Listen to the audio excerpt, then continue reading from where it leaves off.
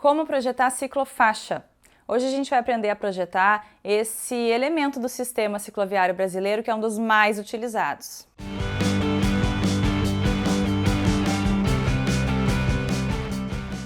A ciclofaixa, de acordo com o Código de Trânsito Brasileiro, é a parte da pista de rolamento destinada à circulação de ciclos, de qualquer natureza, e ela é sempre, obviamente, delimitada por uma sinalização específica.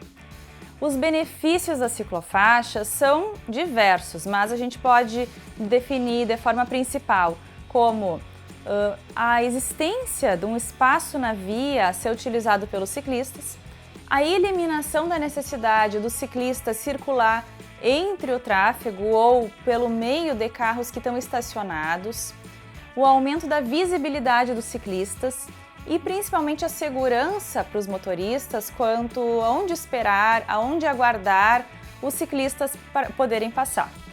É importante sempre sinalizar. E aí a gente tem dois tipos de sinalização, a sinalização vertical e a sinalização horizontal. Com relação à sinalização vertical, como a gente pode pensar? Ela é então delimitadora da ciclofaixa e a gente vai verificar então uma ausência de orientações com relação a isso nas normas brasileiras, porque as orientações de modo geral são bastante gerais, subjetivas, não tem muito exemplo específico, mas o importante é, tem que sinalizar de forma vertical.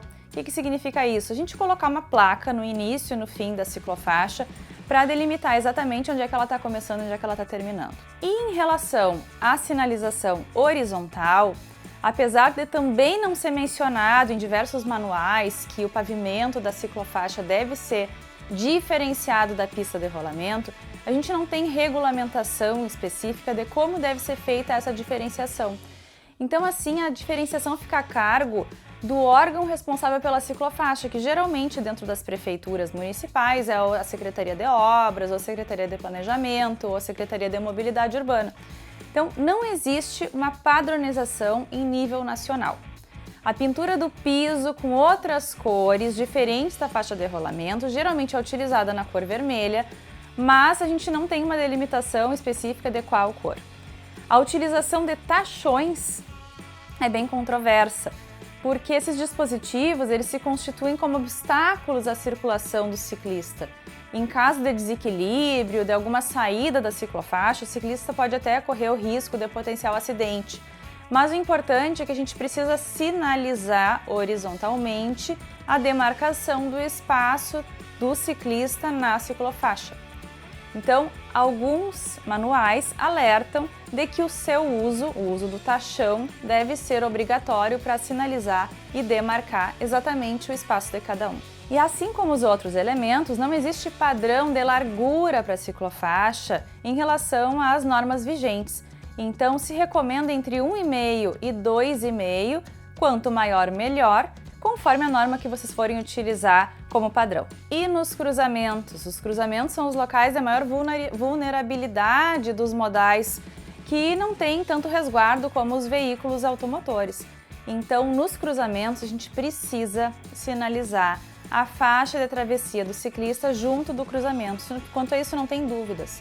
Como fazer isso? Com aquela linha de paralelogramas que é paralela à faixa peatonal.